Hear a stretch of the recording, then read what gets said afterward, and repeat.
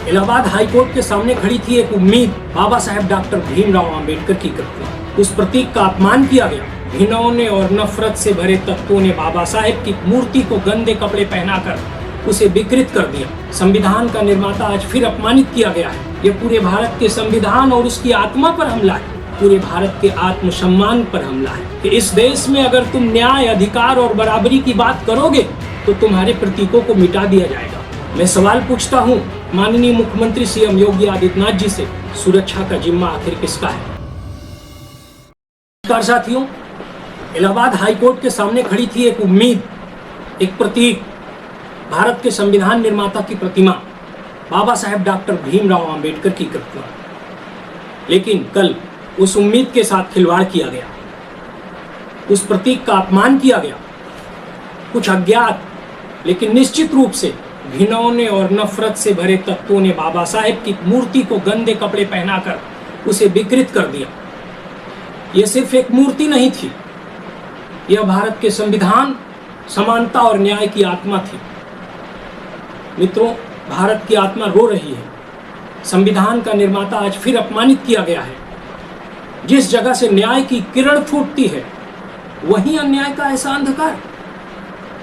यह कोई सामान्य मूर्ति नहीं थी साथियों, ये उस महान आत्मा का प्रतीक थी जिसने हमें बराबरी का अधिकार दिलाया। उन्होंने झुकना नहीं सिखाया, उन्होंने सवाल करना सिखाया। आज उन्हीं बाबा साहेब को अपमानित किया गया और हम सब चुप हैं। साथियों, मैं कहना चाहता हूं, यह सिर्फ एक मूर्ति पर हमला नहीं है, यह न्याय पर हमला है। यह पूरे भारत के संविधान और उसकी आत्मा पर हमला है। यह सिर्फ एक मूर्ति नहीं थी, ये भारत के लोकतंत्र का वह स्तंभ थी जो संविधान के पन्नों से भी आगे जाती है। बाबा साहेब डॉक्टर भीमराव अंबेडकर जी की प्रतिमा को इलाहाबाद हाईकोर्ट के सामने, देश के कानून के सबसे पवित्र स्थान के सामने जानबूझकर अपमानित किया गया। उन्हें गंदे वस्त्र पहनाए गए, जैसे कोई बर्बर समाज, असभ्य समाज अपनी ही आत्मा को किसी गंदगी में धकेल रहा हो। ये अराजक तत्व वहीं तक नहीं रुके, उन्होंने बाबा साहब की आंखों और होठों और प्रतिमा के साथ छेड़छाड़ करते हुए उसे जानबूझकर नुकसान पहुंचाया। मैं पूछना चाहता हूं, क्या यह केवल एक प्रतिमा के साथ छेड़छाड़ है, यह भारत के उस सपने का गला घोंटता है जिसमें सबको बराबरी और न्याय की उम्मीद थी? बाबा साहेब को सिर्फ दलितों का नेता कहकर सीमित मत कीजिएगा, क्योंकि वो भारत के हर उस इंसान के नायक हैं जो अन्याय के खिलाफ खड़ा होता है, जो सोचता है, जो सवाल करता है, जो बराबरी चाहता है। उन पर हुआ ये हमला पूरे भारत के आत्मसम्मान पर हमला है। मैं सवाल पूछता हूँ उत्तर प्रदेश के माननीय मुख्यमंत्री सीएम योगी आदित्यनाथ जी से, आखिर आपने अब तक कोई कड़ी कार्रवाई क्यों नहीं की?